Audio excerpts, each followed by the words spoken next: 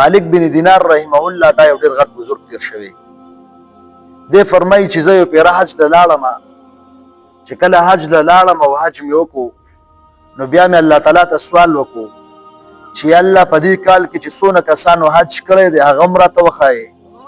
او د څومره کسانو حج چې تا قبول کړی هغه هم راته وښایې او د څونه کسانو حج چې تا نه دی قبول کړی هغه هم راته وښایه نو مالک بن دینار رحمه الله فرمایي چې زه کله ماښام د خپلو عباداتو نه او د ذکر اذکار او د نوافلو نه فارغ شوم نو وده شوم او خوب مې ولیدو په خوب کې راته آواز وشو چې مالک بن دیناره په دې کال باندې 6 لکه کسانو حج کړی دی په دې کال باندې چې څومره کسانو حج کړی دی د هغوی تعداد 6 لکه دی او په 6 لکه کسانو کې مې د ټولو حج قبول کړی دی یو کس حج چې دی دا مې نه دی قبول کړی چې کله سار راپاڅېدو مالک بن دینار رحمه الله ډېر زیات خفه دی او په تعجب کې دی چې هسې نو چې الله تعالی هغه 6 لکو کسانو کې د یو کس حج نه دی قبول کړی نو اس کېدی شي چې هسې نو چېرته هغه زه نه یم ډېر زیات فکر و ورسره موږ او تاسو خو چې 2 رکعته نفل وکړو نو په هغې باندې بیا موږ مطمئن یو چې زه 2 رکعته نفل هم کړی زموږ دا عبادات چې دا هېڅ هم نه دي اصل سیز چې دی ګورې د عباداتو په دې باندې فخر نه دي کول پکار هر یو سیز به کېږي د الله تعالی په رضا سره چې د الله تعالی رضا پکې شامله نه وي که هر څونه عبادت تا کړی وي عباداتو سره انسان به ډېر په ګرانه باندې هغه انسان چې دا فس کېږي بهرحال ډېر زیات په تعجب کې و مالک بن دینار رحمه الله ویل نو ټوله ورځ مې دغه شان تېره کړله ما ویل چې هسې نو چېرته هغه د چا حج چې نه دی قبول کړی کېدی شي هغه زه یم د شپې چې بیا ماښام د خپلو نوافلو ذکر اذکار نه فارغ شوم نو وده شوم نو په خوب کې راته آواز وشو چې مالک بن دیناره کم کس حج چې مې نه دی قبول کړی هغه ته نه یي د هغې نوم دی هارون بلخي د خراسان د بلخ علاقې اوسېدونکی دی د هغې حج مې نه دی قبول کړی ته نه یي هغه هارون بلخي دی مالک بن دینار رحمه الله فرمایي چې کله سهار راپاڅېدم نو ډېر زیاتو په تعجب کې وم چې ده به داسې څه کار کړی وي چې الله رب العزت د حج نه دی قبول کړی نو په هغه زمانه کې به قافلې تللي دی راغې او د خراسان چې کومه قافله وه هغې سره میلاو شو هغوی سره تعارف وکړو او بیا یې ورته وفرمیل چې زه ستاسو علاقه کې چې کوم خراسان کې بلخ علاقه ده هلته تلل غواړم او هلته دوی ورته ویل چې صحیح ده بیا یې تپوس وکړو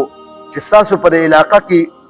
بلخ علاقه کې یو کس دی هارون بلخي نوم دی د هغې دا تاسو پېژنئ نو قافلې ورته الله ورته وویل چې او دا خو موږ پېژنو دا خو ډېر زیات بزرګ سړی دی او د ډېرو کلونو نه د الله تعالی عبادت کوي او د هغه د عبادت او د هغه د بزرګوالي په هغې کې شک نشته نو مالک بن دینار رحمه الله فرمایي چې زه نور هم په تعجب کې پرېوتم چې یو طرف ته الله تعالی فرمایي چې ما د حج نه دی قبول کړی او بل طرف ته د هغې باره کې خلک دا وایي چې ډېر زیات بزرګ دی او هر وخت په عبادت کې لګیا وي نو ما د دوی نه تپوس وکړو چې د هارون بلخي دا به دې وخت کې چېرته وي نو هغې راته وویل چې لاړ شه او د مکې مکرمې نه بار شړه ده او په هغې کې وران ځګونه دي یو بیابان دی په هغې کې به یو کوټه وي په هغې کې به د الله تعالی عبادت به کوي نو مالک بن دینار رحمه الله فرمایي چې کله هغوی ما ته دا وویلو نو زه رالم مکې مکرمې ته او د مکې مکرمې نه بار یو خراسان و یو بیابان او په هغې کې یو ورانه غونډه کې کوټه وه په هغې کې چې کله زه لاړم نو دا هارون بلخي رحمه الله دا په هغې کې و و چې ومې کتل نو لاسونه او خپې چې دي په دې کې اتکړۍ اچولې وي نو چې زه کله لاړم سلام مې وکړو نو ما ته ویل چې د کوم ځای نه راغلې ما ورته ویل چې زه خو ما ته ویل چې ستاسو نوم دی نو ما ورته ویل چې زما نوم مالک بن دینار رحمه الله دی ما ته ویل چې تا به بېګا خامخه خوب لیدلی وي ما ورته ویل چې خوب مې لیدلی ویې ویل چې وایه څه خوب دې لیدلی نو وی مالک بن دینار رحمه الله فرمایي چې ما حج وکړو د الله تعالی نه مې سوال وکړو چې الله څه کاله چې تا د کومو کسانو حج قبول کړی هغه هم راته وښایه او د کومو کسانو حج چې تا نه دی قبول کړی هغه هم راته وښایه نو الله تعالی راته وفرمیل چې مالک بن دینار څه کال 6 لکه کسانو حج کړی او په 6 لکه کسانو کې مې ټولو حج هم قبول کړی